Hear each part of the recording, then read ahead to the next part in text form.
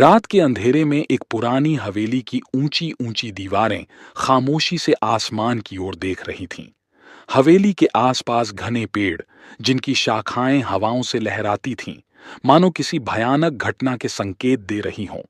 कोई भी इस जगह के पास से गुजरने की हिम्मत नहीं करता था। गांव वालों का मानना था कि हवेली में एक प्राचीन और भयंकर पिशाच का वास है। कहते थे, जो भी उस हवेली के भीतर जाता है, वापस कभी नहीं आता। दोस्तों, कहानी को पूरा देखे तभी कहानी में पिशाच कैसे खत्म हुआ था। और मेरे चैनल पर नए हो तो प्लीज सब्सक्राइब जरूर कर ले, ताकि हर वीडियो को देख सके। कहानी की शुरुआत होती है कर्ण से, एक पुरातत्ववेत्ता जिसे अजीब घटनाओं और रहस्यमयी स्थानों की खोज में रुचि थी। उसने इस हवेली के बारे में बहुत कुछ सुन रखा था। यह जगह एक राज की तरह थी, जिसके भीतर कुछ ऐसा था जो सदियों से छुपा हुआ था। कर्ण ने ठान लिया था कि वह इस रहस्य से पर्दा उठाएगा।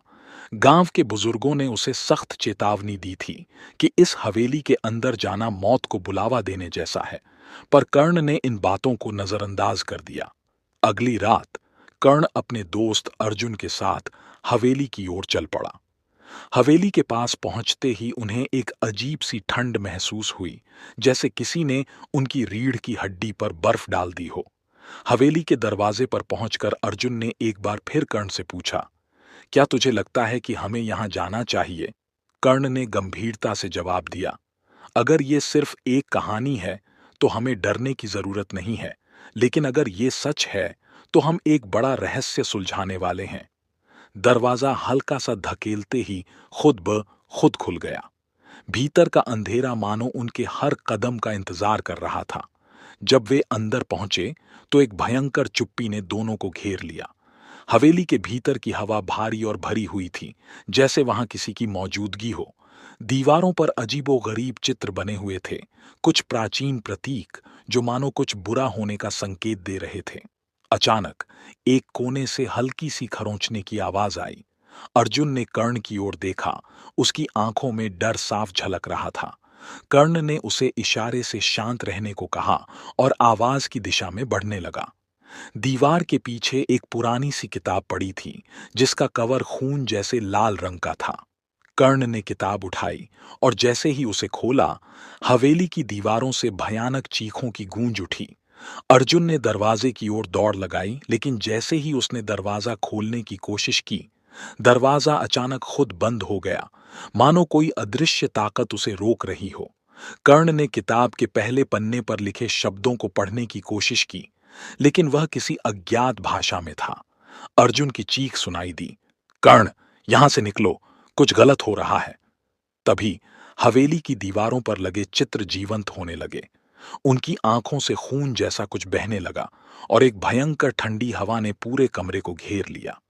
कर्ण और अर्जुन ने अब महसूस किया कि वे किसी आम जगह पर नहीं, बल्कि एक शापित स्थान पर हैं। तभी एक छाया धीरे धीरे दीवार से निकलकर उनके सामने आकार लेने लगी। यह कोई साधारण छाया नहीं थी, बल्कि एक विकराल आकृति जो बहुत पुरानी और भयानक थी। कर्ण की आंखें चौड़ी हो गईं जब उसने देखा कि उस आकृति के पास वही किताब थी जो उसके हाथ में थी। वह आकृति धीरे धीरे उनके करीब आने लगी। अर्जुन ने डरते हुए कहा, ये वही पिशाच है जिसके बारे में गांव वाले कहते थे। हमें यहां से भागना होगा। कर्ण ने किताब को वापस जमीन पर फेंकने की कोशिश की, लेकिन किताब उसके हाथों से चिपक गई थी, मानो उस पर कोई अभिशाप हो। तभी एक भयंकर गरज के साथ पिशाच ने जोर से चिल्लाते हुए कहा, तुमने मुझे जगा दिया है, अब तुम्हारी आत्मा मेरी है। अर्जुन ने दरवाजे की ओर दौड़ते हुए कहा, कर्ण, जल्दी से यहां से निकलो। लेकिन कर्ण वहीं जमे खड़ा था। उसकी आंखों में पिशाच की ओर देखने का भय और जिज्ञासा दोनों थे। तभी अचानक कर्ण की आंखों के सामने एक तेज रोशनी चमकी और सब कुछ अंधेरे में डूब गया। अगले दिन गांव के लोग अर्जुन को हवेली के बाहर बेहोशी की हालत में पड़े हुए पाए, लेकिन कर्ण का कहीं कोई पता नहीं था। अर्जुन होश में आते ही चिल्लाया, वो वो पिशाच उसे ले गया, हमें कर्ण को बचाना होगा। लेकिन गांव के बुजुर्गों ने अर्जुन को शांत करने की कोशिश की और कहा, कर्ण अब इस दुनिया में नहीं है। जिसने पिशाच को जगा दिया वह कभी वापस नहीं आता। लेकिन अर्जुन नहीं मान रहा था। उसकी आंखों में एक अजीब सी जिद थी। वह जानता था कि कर्ण अभी जिंदा है, लेकिन कहां? क्या कर्ण सच में मारा गया है या वह कहीं और कैद है? और अर्जुन क्या इस रहस्य को सुलझा पाएगा? हवेली के भीतर छिपे और कितने राज्य हैं?